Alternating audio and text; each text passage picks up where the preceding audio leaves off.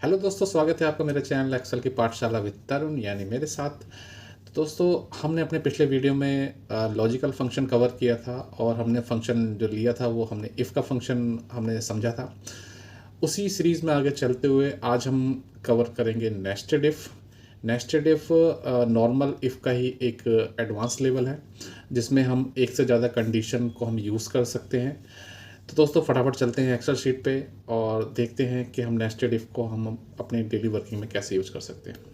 अभी तक क्या था कि हमारे यहाँ पे जो कंडीशन लग रही है वो हमारी केवल एक ही कंडीशन हमारी यहाँ पे अप्लाई हो रही है। ठीक है।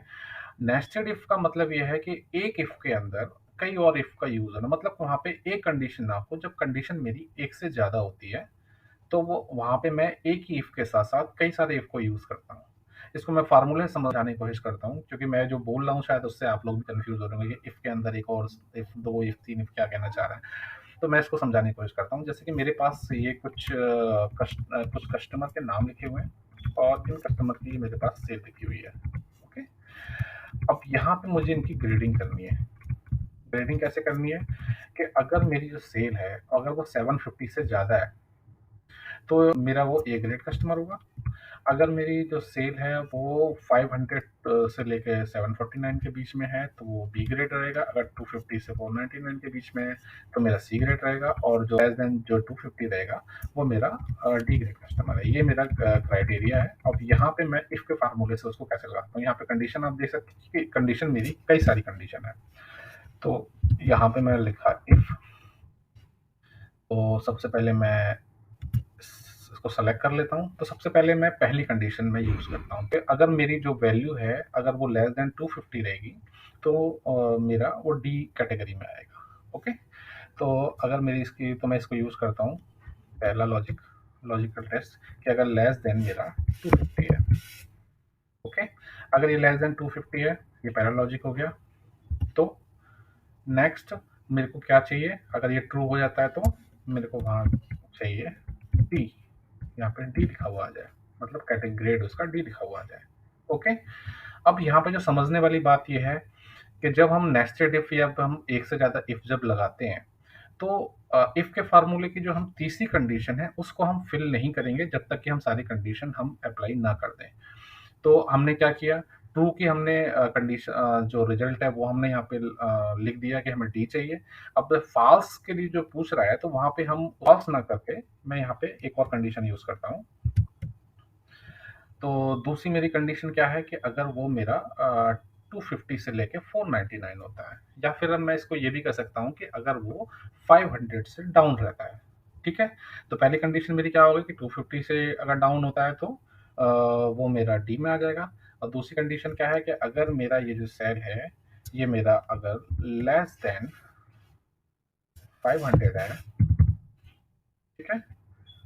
तो यहाँ पे ट्रू में अगर वैल्यू ट्रू है तो क्या आ जाए, तो मेरा यहाँ पे लिखा हुआ आ जाए सी। ओके। अब फिर से ये अगेन मैं कॉमा लगाऊंगा तो फिर से फॉल्स टाइप करने के लिए बोलेगा, लेकिन अभी मेरा जो कंडीशन है वो कंप्लीट नहीं हुई है। तो नेक्स्ट मेरी कंडीशन क्या है, तो मैं यहाँ पे अगेन इफ का फार्मूला लगाऊंगा अगली कंडीशन के लिए। तो मैंने यहाँ पे इफ लिखा, और यहाँ पे अब मेरी कंडीशन जो नेक्स्ट है वो क्या है कि अगर 500 टू 749 के बीच में अगर रहता है तो बी में आएगा। तो यहाँ पे मैंने लिख दिया, इसको सेलेक्ट किया, और ये अगर लेस देन 750 है, कॉमा, फिर से ये पूछ रहा है ट्रू। अगर ये ट्रू होता है तो मुझे क्या चाहिए, यहाँ पे मुझे को चाहिए बी। ओके। ये आ गया। अब आप देख सकते हैं कि मैंने यहाँ पे 3 कंडीशन लगा दी है। ओके। अब मेरे पास केवल एक कंडीशन बची हुई है। ठीक है। तो जब मेरा अब मेरे पास इसके अलावा कोई और कंडीशन नहीं है तो मैं उसको फॉल्स में यूज कर लूंगा। ठीक है। मतलब ये कि अगर मेरी तीनों कंडीशन पूरी हो जाती हैं, या तो वो दो 250 से कम रहेगा, या फिर वो 500 से कम रहेगा, या 750 से कम रहेगा। अगर तीनों में से कोई भी नहीं है, मतलब वो कि 750 से ज्यादा है, तो फिर वो ए ग्रेड में आ जाएगा। ओके। तो यहाँ पे मैं फार्मूला इसको कुछ और ना कर करके, इफ दोबारा से इफ ना लगा करके, मैं यहाँ पे फॉल्स में इसको लिख देता हूँ ए। तो मतलब अगर मेरी ये तीनों कंडीशन मीट नहीं होती हैं तो वो ए में आ जाएगा। ठीक है। तो आप देख सकते हैं ये मेरा फार्मूला जो है वो पूरी तरह लग चुका है। और यहाँ पे आप देख सकते हैं कि जब जैसे कि अगर मैं देखता हूँ जो ए वाले हैं, तो ए में जो भी मेरे 750 से ऊपर हैं वो मेरे ए आ रहा है उसमें लिखा हुआ। ऐसे ही अगर मैं बी की बात करता हूँ, जैसे 689 ये बी में आ रहा है, जैसे 724 757 ये बी में आ रहा है। ऐसे ही अगर मैं डी की बात करता हूँ जो 250 कम के हैं वो डी में है।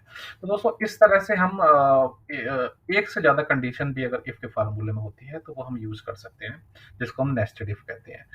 तो दोस्तों एक छोटे से एग्जांपल से हम नेस्ट इफ को और समझने की कोशिश करते हैं कि जब हमारे एक से ज़्यादा कंडीशन हो तो हम यहाँ पे कैसे बता सकते हैं। अब जैसे मेरे पास ये कुछ डेटा है, यहाँ पे मुझे क्या चाहिए कि अगर क्वांटिटी या रेट दोनों में से कोई भी ब्लैंक हो तो मेरा यहाँ पे जो वैल्यू है जिसको मैं कैलकुलेट करूंगा वो ब्लैंक आ जाए। और अगर क्वांटिटी और रेट दोनों में ही अगर अमाउंट लिखा हुआ है तो वो केवल उसी कंडीशन में ही वो वैल्यू को कैलकुलेट करें।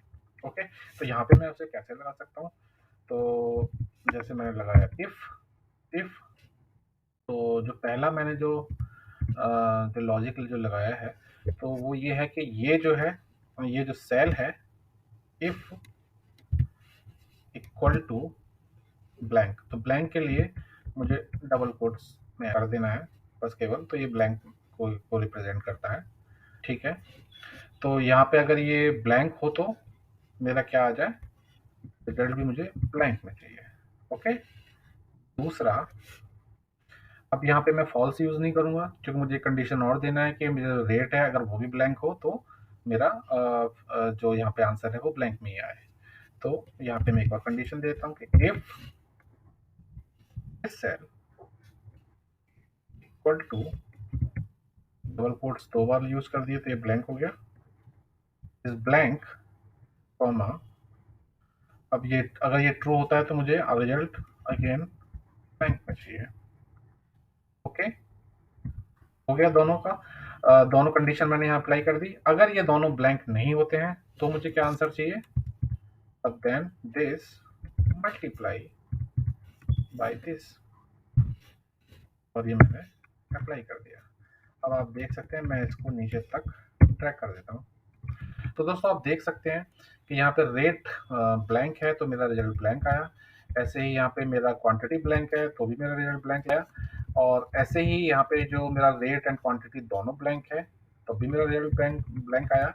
और यहाँ पे क्वांटिटी एंड रेट अवेलेबल है इसीलिए यहाँ पे एक्सेल ने उसको कैलकुलेट किया। तो दोस्तों मैं उम्मीद करता हूँ कि आपको ये फार्मूला, इफ का फार्मूला बहुत अच्छे से समझ में आ गया होगा।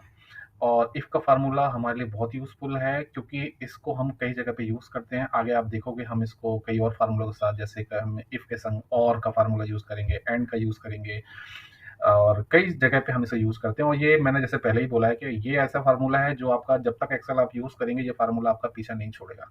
तो इसको समझना बहुत जरूरी है। ये मैंने आज बेसिक समझाया है, आगे हम इसको नेक्स्ट लेवल पे और समझेंगे आने वाले वीडियो में।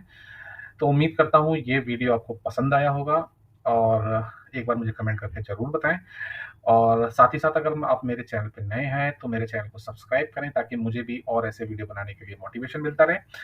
और मिलते हैं अपने अगले वीडियो में। Thank you, bye bye.